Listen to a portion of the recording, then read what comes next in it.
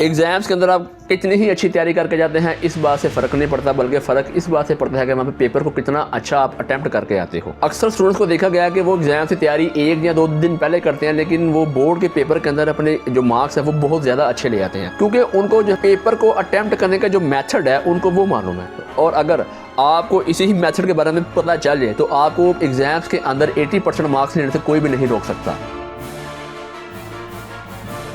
अस्सलाम वालेकुम स्टूडेंट्स। तो आज जो मैं टॉपिक आपके लिए लेकर आया हूँ वो मेरा टॉपिक ये है कि आप अपने बोर्ड के पेपर के अंदर अपने आंसर को किस तरह से जो है आप राइट करेंगे। देखिए हमारे जो है स्कूल एग्ज़ाम आ रहे हैं, हमारे जो है एनी अदर हमारे बोर्ड के एग्ज़ाम्स हमारे जो है आने वाले हैं, हमारे इंटर लेवल के एग्ज़ाम आने वाले हैं। तो उनके अंदर आप पेपर को अटैम्प्ट किस तरह से करोगे, अपनी मैं इस वीडियो को क्रिएट करने से पहले मैंने मोस्टली जो है जो हमारे एग्जामिनर हैं उनसे मैंने कंसल्ट किए। जैसे हमारा ये फेडरल बोर्ड है, हमारा लाहौर बोर्ड है, हमारा सिंध बोर्ड है हमारा। और जब मैंने उन एग्जामिनर से बात की तो उनसे बात करके मुझे ये पता चला कि हमारे स्टूडेंट मोस्टली जो है अपने एग्जाम के अंदर क्या मिस्टेक्स करते हैं। फिर इसके बाद मैंने स्टूडेंट से बात की कि हमारे स्टूडेंट्स को कौन कौन सी जो है परेशानियों का बाइस उनके लिए बनता है जब वो जो है पेपर को स्टार्ट करते हैं, जब पेपर उनके सामने आता है तो कौन सी ऐसी इशूज़ हैं जिनको उन्हें फेस करना पड़ता है। या तो उनकी जो है वहाँ पे हैंड राइटिंग स्लो है, या वो उनकी हैंड राइटिंग जो है वो इतनी अच्छी नहीं है, या वो जो है बैड राइटिंग अटेम्प्ट करते हैं, या देन वो आंसर लिखते हैं फिर उसे काट के फिर दोबारा लिखते हैं, ये प्रॉब्लम वो फेस करते हैं।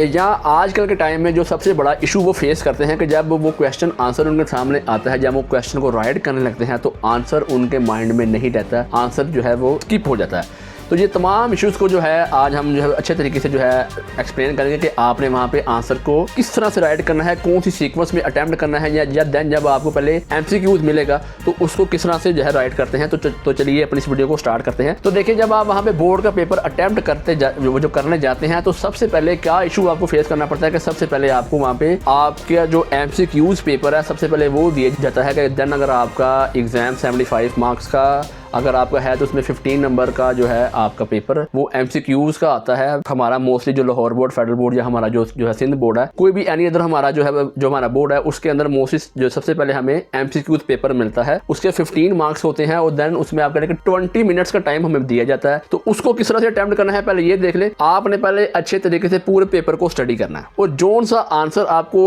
एग्जैक्ट आता है आपने सिर्फ उसी को राइट करना है, बाकी आपने कोई भी आंसर अपना हाईलाइट नहीं करना। या पहले आप अच्छे तरीके से अगर आपको 20 मिनट मिले हैं तो 10 मिनट लगा के पहले आप अच्छे तरीके से अपने पेपर को स्टडी करें। स्टडी करने के बाद फिर आप अपने पेपर को वहाँ पे जो आपकी बबल शीट आपको मिली है उस पर फिल आउट करना आप स्टार्ट करें। कोशिश करें कि अगर आपको 20 मिनट मिले हैं तो 20 मिनट के अंदर आप जो लास्ट वाले 5 मिनट है उसके अंदर उस पेपर को जो है आप अच्छे तरीके से, जब आपको पता चल जाए कि इसका आंसर ये है कि अगर आपको 15 में से 15 आते हैं तो ये बहुत अच्छी बात है, लेकिन देन अगर आपको 15 में से 12 आते हैं देन या 10 आते हैं तो पहले उन 10 को फिल आउट कर लें। बाकी जो 5 आपके रह गए उन पर थोड़ा कॉन्सेंट्रेट करें, ताकि कॉन्सेंट्रेट करने के बाद कोशिश करें कि अपने माइंड में दोबारा जो है ना वो आप लेकर आएँ कि ये एमसीक्यू मुझे कौन से चैप्टर में से आया। देन अगर चैप्टर में से आया तो उसमें ये कौन सा टॉपिक है तो फिर उस टॉपिक से जो है रेलेवेंट जो है कुछ चीज़ें अपने माइंड में लाने की कोशिश करें और फिर उसको पूरा कॉन्सेंट्रेट करके फिर आप अपने एमसीक्यूज को अटेम्प्ट दें। तो इंशाल्लाह अज़ीज़ आप वहाँ पे अपने बोर्ड के पेपर में उम्मीद है मुझे कि आप 15 में से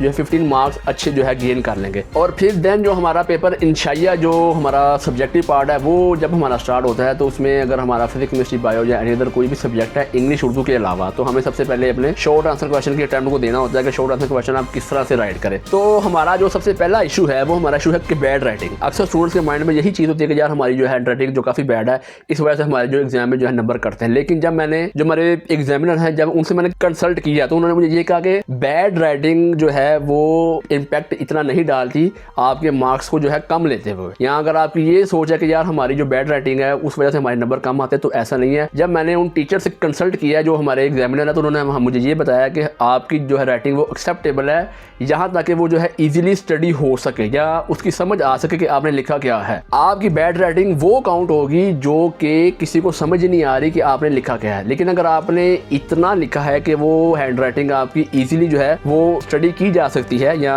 रीडेबल अगर वो आपकी हैंड राइटिंग है तो वो वहाँ पे बोर्ड पे एक्सेप्टेड है। ये अपने माइंड से कॉन्सेप्ट जो है आप निकाल लें। ये बहुत बड़ा एक कह लें कि स्टूडेंट ने अपने माइंड में ये चीज़ बैठाई है कि हमारी हैंड राइटिंग जो है बैड है। लेकिन अगर आपने अपनी हैंड राइटिंग को अच्छा करना होगा तो मुझे कमेंट सेक्शन में बताना, मैं आपको जो है उस पर भी एक प्रॉपर वीडियो बना के बताऊंगा कि आपने अपनी हैंड राइटिंग को अच्छा किस तरह से करना है। सेकंड, आप देखते हैं कि हमारा जो कट्स इन आंसर है या जो हमारी स्पीड स्लो है, तो मोस्टली स्टूडेंट क्या करते हैं कि जब वो आंसर को राइट कर रहे हैं ना, तो राइट करते हुए उनके माइंड में बात आई कि यार ये मैंने आंसर जो है वो एक लाइन लिख ली, फिर याद है ओ हो ये लाइन तो मैंने स्टार्टिंग आंसर नहीं थी करनी। वो क्या करते हैं उस सेंस में उसको काट देते हैं, तो फिर अपना आंसर स्टार्ट करते हैं जो कि एक राइट में नहीं है। अगर आपको ये माइंड में पहले क्वेश्चन का आंसर ठीक तरीके से नहीं आ रहा तो आपने क्या करना है कि जो हमें आपको आंसर शीट दी गई है उसके लास्ट पे इसलिए हमारा एक पेपर जो है ना वो ऐसे जो है रफ जो वर्क के लिए होता है, ये पहले होता था लेकिन अब नहीं आ रहा, तो आपने करना क्या है कि उसके ऊपर आपने हेडिंग देनी है, रफ हेडिंग आपने देनी है। तो वहाँ पे आपने जो अपने की पॉइंट्स है जो आपके आंसर के हैं उनको अच्छे तरीके से आपने जो है वहाँ पे वो जो है राइट कर लेना है। फिर आपने जब वहाँ पे अपने जो कीवर्ड्स को आप राइट कर लेंगे जो भी आपके आंसर के अंदर आने हैं, फिर आप उस क्वेश्चन को माइंड में जो है ये रिपीट करें और फिर वहाँ पे जाके आप अपने आंसर को वो जो है राइट करें। इस सेंस में जो आपका कट इन आंसर है ये वाला जो आप कह लें कि जो आपकी प्रॉब्लम है ना वो सॉल्व हो जाएगी कि आप पहले आंसर को जो है रिपीट कर लेंगे अपने माइंड में, की पॉइंट्स उसके जो है नोट कर लेंगे, फिर उसको जो है आप वहाँ जो है राइट करेंगे। लेकिन जो आपका वो जो है रफ पेज है उस पर आप इतनी टेंशन ना लें क्योंकि वो एक्स्ट्रा पेज होगा, तो जो हमारा एग्जामिनर होगा उसे समझ आ जाएगी कि ये ऐसे जो है रफ जो वर्क हुआ है, उसका आपके पेपर पर जो है कोई इम्पैक्ट जो है वो नहीं पड़ेगा। और अब हम जो है अपने प्रॉब्लम नंबर जो है 3 की तरफ आते हैं कि आंसर्स याद नहीं रहते। ये बहुत बड़ा एक प्रॉब्लम है कि जब क्वेश्चन पेपर आपको दिया जाता है तो जब आंसर आप लिखने बैठते हैं तो कभी अखबार आपको अगर आपका जो आंसर है वो एक सफ़े का है तो कुछ की पॉइंट्स आपको स्टार्ट में याद आ जाएंगे, कुछ आपको जो की पॉइंट्स बीच में से याद आ जाएंगे, कुछ की पॉइंट्स जो है आपको लास्ट में से याद आ जाएंगे, लेकिन जो बीच वाला हिस्सा है वो आपके माइंड में जो है वो नहीं रहता। तो देखिए उसको तैयार करने का क्या प्रोसीजर है, जहाँ अगर आप जो बोर्ड में जैसे क्वेश्चन आ चुके हैं जिनको आपको नहीं पता तो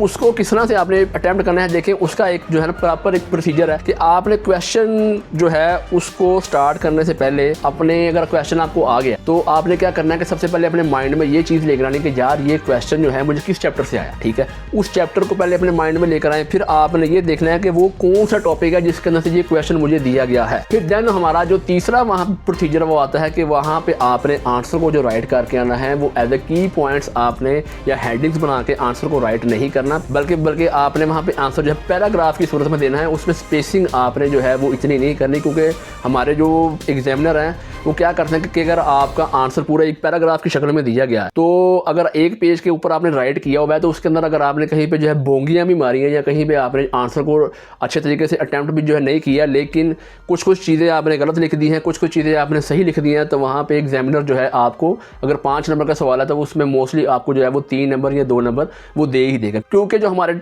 टॉपर स्टूडेंट है ना वो ऐसा ही करते हैं कि वो अपने पेपर को छोड़कर नहीं आते, जो क्वेश्चन उनको याद नहीं रहते या जो क्वेश्चन उनको नहीं सही तरीके से आते वो क्या करते हैं कि उस क्वेश्चन की जो अटेम्प्ट है वो सबसे लास्ट पे करते हैं, स्टार्ट में नहीं करते। स्टार्ट में वो उसको अटेम्प्ट करते हैं जो आपको क्वेश्चन सबसे सही तरीके से आता है। और एक मेन जो स्टूडेंट यहाँ पे गलती करते हैं वो क्या करते हैं कि वो अपने आंसर को जो राइट करते हैं वो सीक्वेंस में नहीं करते। मान लें कि 2 स्टूडेंट है तो 2 स्टूडेंट्स ने एक ने आंसर को जो है तरतीब दिया है, क्वेश्चन को जो है तरतीब दिया है 1 2 3 4 5 6 7 8, और एक ने तरतीब दिया है, पहले उसने जो क्वेश्चन नंबर 1 किया, फिर क्वेश्चन नंबर 4 कर दिया, फिर क्वेश्चन नंबर 10 कर दिया, इस तरह से जो है उसने किया। तो ये जो स्ट्रेटजी स्टूडेंट अपनाते हैं ये गलत है। कोशिश करें कि आप अपने क्वेश्चन को लाजमी राइट करें। अक्सर स्टूडेंट क्या करते हैं कि वो अपने क्वेश्चन को जो है वहाँ पे स्किप कर आते हैं कि हमारा टाइम कम है, लेकिन अगर आप वहाँ पे क्वेश्चन को लिख कर आते हैं तो अगर आपकी जो है नंबरिंग सीक्वेंस में थोड़ी सी ऊपर नीचे हो जाती है तो वहाँ पे आपके जो नंबर नहीं कटेंगे। मोस्टली क्या होता है कि क्वेश्चन स्टूडेंट क्या करते हैं कि वो आंसर स्टार्ट कर देते हैं और जो क्वेश्चन पेपर पे जो जैसे क्वेश्चन नंबर आपका 1 2 3 है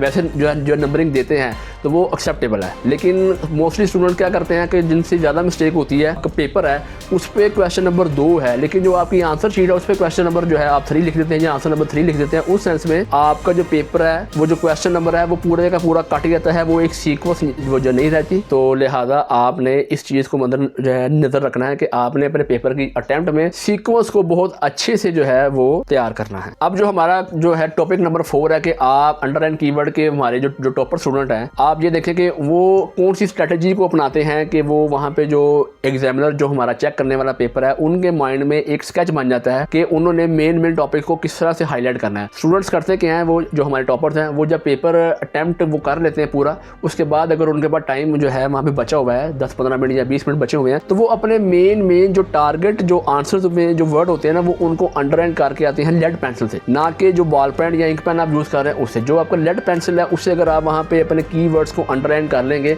तो वहाँ पे जो हमारा एग्जामिनर चेक करने वाला है वो डायरेक्ट उसी कीवर्ड पे जाएगा जहाँ पे आपने अंडरलाइन किया है, वो उसे चेक करेगा। नंबर आपके 2 हैं तो 2 दे देगा, अगर नंबर आपके 4 हैं या पूरा आपका जो है लेंथी क्वेश्चन है जिसे हम जो है लॉन्ग टर्म क्वेश्चन या कह लें, या जो हमारा एज ए आपका जो लॉन्ग क्वेश्चन के अंदर आता है, अगर आप उसके अंदर भी अगर आप अंडरलाइन अपने कीवर्ड्स को करते हैं, या जो आपका शॉर्ट क्वेश्चन आंसर है उसके अंदर भी अगर आप अपने मेन, यानी कि 2 नंबर का आपका सवाल है, तो अगर आप अपने मेन जो टॉपिक को अगर वहाँ पे आप अंडरलाइन कर आते हैं तो एग्जामिनर जो चेक करने वाला पेपर है सीधा उसी ही अंडरलाइन पर जाएगा और वो देखेगा कि आपका अब जो है क्वेश्चन है व्हाट इज जो है कंप्यूटर। तो जो आपका आंसर होगा जहाँ पे कंप्यूटर की पूरी डेफिनेशन आपने 2 लाइनों में लिखी है, लेकिन जहाँ पे आपने ये लिखा होगा कि computer as a calculator a machine, तो वो आपने कैलकुलेटर ए मशीन को अंडरलाइन किया होगा तो वहाँ पे वो जो है उसे टिक कर देगा कि यार ये इसका आंसर यही बनता है। बाकी तो जो आपने स्टेटमेंट मेंशन की है वो अपनी जगह, तो वो सीधा जो आपका एग्जामिनर है वो उसी अंडरलाइन के ऊपर जाएगा, आपका आंसर को जो है वो टिक करेगा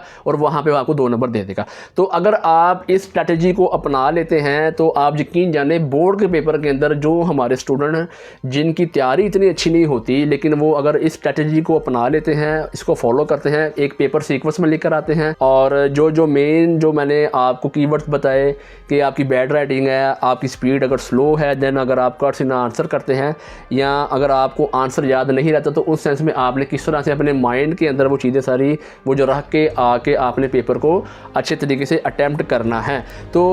ये जो मेरी वीडियो बनाने का मकसद ये था कि मैं तकरीबन आप कह लें कि अपने दिन में 12 घंटे जो है ना स्टूडेंट्स के अंदर गुजारता हूँ और उनकी जो है प्रॉब्लम्स को देखता हूँ कि वो अक्सर सभी स्टूडेंट्स का माइंड शार्प नहीं होता। कुछ स्टूडेंट हमारे शार्प माइंड के होते हैं, कुछ स्टूडेंट हमारे जो है वो एवरेज माइंड के होते हैं कि जिन्हें एक क्वेश्चन को बार बार याद करके या एक क्वेश्चन को बार बार रिपीट करके उन्हें याद होता है। तो ये तमाम चीज़ें अगर आप फॉलो अप करके आते हैं तो आपके मार्क्स माशाल्लाह बहुत अच्छे आएंगे। और अपनी इस आज की वीडियो में मैंने वो तमाम जो है इशूज़ जो स्टूडेंट्स को अपने बोर्ड के पेपर के अंदर आते हैं मैंने कवर अप कर ली हैं। तो मेरी वीडियो अगर आपको अच्छी लगी हो तो यार वीडियो को लाइक कर दो, चैनल में फर्स्ट टाइम आए हो तो चैनल को सब्सक्राइब कर लो और मेरी वीडियोस क्लास में बच्चों के साथ शेयर करो, स्टूडेंट्स के साथ शेयर करो ताकि उनकी भी हेल्प हो सके और वो अपने पेपर में A ग्रेड प्लस मार्क्स ले सकें। तुमसे मिलता हूँ किसी नेक्स्ट टॉपिक पे, तब तक के लिए अल्लाह हाफिज़।